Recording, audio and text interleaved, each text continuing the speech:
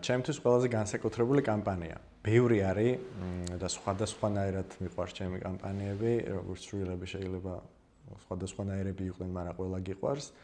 რამდენიმეს მოვყვები, რატომ არის ჩემთვის მნიშვნელოვანი. პირველი რაც თავში მოდის, ყველა ამას მეკითხება ხოლმე, არის რომ ყველაზე მეტი წარმატება რომელ კამპანიას უნახავს და ეს სალსახად იყო Old Irish-ის კამპანია, რომელმაც ყველაზე მეტი ვირუსული ეფექტი გააკეთა მსოფლიოში და საერთაშორისო ჯილდოებიც მოიგო და მოკლედ რაღაცა ყველა მიცის. სადაც ვიღაცას ველაპარაკები, ეს ვიცი, ეს ხომ ინახავს და რაღაცა Heineken-ის მარკეტინგის heads რო ვეცნობოდი, ვერაფრით ვერ გაიგო, რატო ველაპარაკებოდი, რას ველაპარაკებოდი ვიღაც საქართველოს და მე ვუთხარი რომ Old Irish ჩემი გაკეთებულია თქო და ხო, მაშინ მოდი ვილაპარაკოთ.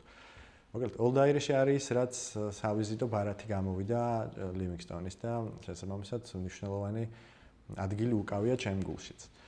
ასევე ძალიან ემოციური იყო, როცა ზუსტად მაშინ როცა Old Irish-ზე მუშაობდით, იყო ესეთი ნატახტარის კამპანია უსაზღრო მეგობრობა, რომელიც ჩანაფიქრი იყო ესეთი, რომ გვეჩვენებინა რეალურად ქართველი და აფხაზი მეგობრების ისტორია, რომლებიც მეგობრები იყვნენ, ზმაკაცობდნენ და დააშორა ომმა, მაგრამ დღემდე მაინც ზმაკაცობენ, ერთმანეთთან კონტაქტი აქვს და ხანდახან ერთმანეთსაც ნახულობდნენ ხოლმე, გადაიპარებიან, გადმოიპარებიან. ეს იყო იდეა.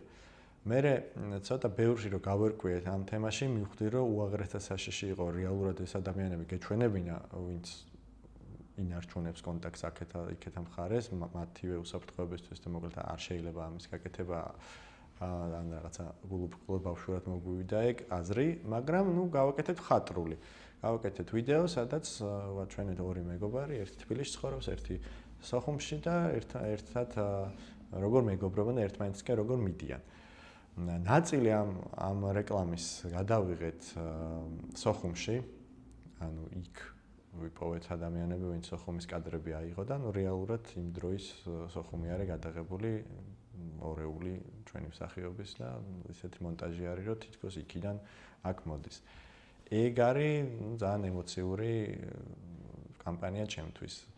Zoomers უჭირავს უდიდესი ადგილი ჩემს გულში, იმიტომ რომ მას შემდეგ რაც რამდენიმე წარმატებული კამპანია გავაკეთეთ, წარმატებულ კამპანიას ვეძახი მე, რომელიც მუშაობს, აი ვაუ ეფექტი აქვს და შესაბამისად მე სხვა რაღაცებს მოყვება, ევორდებიც მოყვება და ხალხიც მაგაზე ლაპარაკობს, მაგრამ აი ჩემი საზომით წარმატებული კამპანიები რო გავაკეთეთ, აღმოჩნდა ისე რომ არც ერთი არ იყო განგრძობითი. ანუ ერთჯერადი ბრიფები მოდიოდა ხოლმე, ეგეთი სიტუაცია იყო. და სულ გონი წყდებოდა რომ მინდოდა რაღაცა ბრენდი აგვეშენებინა განგრძობითად. როგორც დევიდ დრო გაიტყო და ფეიერვერკების გაკეთება ძალიან კარგად ვიცით, მაგრამ შუქურა რო იყო, აი ეგ არის შემდეგი დონე. და აბა შუქურა თუ შეგიძლია იყო რომ სულ ანათო ბრენდი. ძალიან მინდოდა ეს. მიზანში ამოვიღეთ Zoomeri, იმიტომ რომ იყო ერთი ძალიან კარგი და ახლო ურთიერთობა ჰქონდა მარკეტინგის მენეჯერთან და CEO-სთან და გადაწყვეტილებას ვიღებდით ერთად, რაც ძალიან მნიშვნელოვანია, ანუ არავინ კიდე ზემოდან არ ერეოდა. მაგრამ Zoomer-ში დავინახე უდიდესი პოტენციალი, იმიტომ რომ იყო commodity, ანუ ყიდიან ტელეფონებს და ეს ტელეფონი არ ვინ, iPhone-ია, Samsung-ია და აქაც იყიდება და იქაც იყიდება. ანუ შენ რეალურად გაქვს ძალიან სამართლიანი სტარტი, რომ ბრენდი ააშენო, ხო? ანუ იქ ვერ მოგედავება, რომ იცი იმის პროდუქტი ჯობია და იმასთან ვყიდულობა. ერთი და იგივე პროდუქტს ყიდის ტექნიკის მაღაზიები და ამ შემთხვევაში გათვლა იყო, რომ მოდი Zoomers იმხელა ემოციური გუდვილი, ანუ ღირებულება მივანიჭოთ, ანუ ემოციები ისე დავმუხტოთ სამიზნე აუდიტორიაში, რომ ეგ გამოიწვევს იმას, რომ ამ ტელეფონს იყიდის არა იქ, არამედ აქ. ეგეთი ექსპერიმენტი იყო. Zoomers-ზე მუშაობამ გასტანა 3-4 წელი და სტრატეგიაც თავიდანვე ეს 5 წლიანი გავაკეთეთ. რომელიც რებრენდინგიც გავაკეთეთ, ვიზუალურად შევცვალეთ და მთელი შინაარსი შევცვალეთ. ძალიან ბევრი შემიძლია ველაპარაკო Zoomers-ზე, მაგრამ მოკლედ რო თქვა, აზრი იყო, გათვლა იყო ესეთი, რომ მოდი ახალგაზრდებისთვის საყვარელი მართლაც ბრენდი შევქმნათ, რომელიც ხალხი იტყვის, რომ ეს ჩემიანი არის. და მე ეს ახალგაზრდები გაიზრდებიან და მსყიდველ უნარიანობა უფრო გაიზრდებათ. ანუ შეიძლება დღეს სტუდენტი ვერ ყიდულობს ბევრს, ჯერ ერთი მაინც ყიდულობს, მაგრამ ფინანსურად რო ვთქვათ, მაგრამ ცოტა ხანში კიდე უფრო მეც იყიდეს, ამიტომ მოდი ეს გული მოვიგოთ. და ზუმერზე იყო თამასა, რომ უნდა იყოს ძალიან კრეატიული, ოღონდ მართლა. არა ჩვეულებრივი. ჩვეულებრივი და კაი კი არა, არაჩვეულებრივი და კარგი. დავიწყეთ იმით, რომ სლოგანი მოვიგონეთ, სლოგანზე ვიმუშავეთ ბევრი. გამოწვევა იყო ის, რომ ზუმერის შედარებით იაფად ყიდდა მაშინ სხვებთან შედარებით, მაგრამ ამისი თქმა ეხა მაინც და მაინც კარგად არ იღეს, რომ მოდი იაფად გაგატან ან ხელმისაწვდომი რაღაც აი ძალიან გაცვეთილი და ცუდი სიტყვები არის უკვე იმდენჯერ გადაიმღერეს სარეკლამო სივრცეში, რომ იაფი, დაზოგე, ხელმისაწვდომი არის ძალიან ცუდი სიტყვები. ამიტომ მოვიგონეთ ზუმერული ფასები.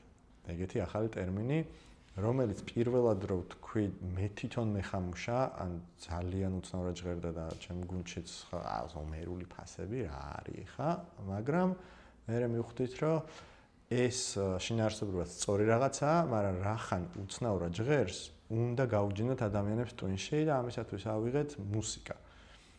იაპონური კონკრეტული ეს ტვინში რო გიჯენს ისეთი მელოდიები, რომელიც აკვიატებად ხდის და ეს ზუმერული ფასები გავაკეთეთ აკვიატებადი გახსოვთ ალბათ მაყურებელს. ამით დავიწყეთ, შემდეგ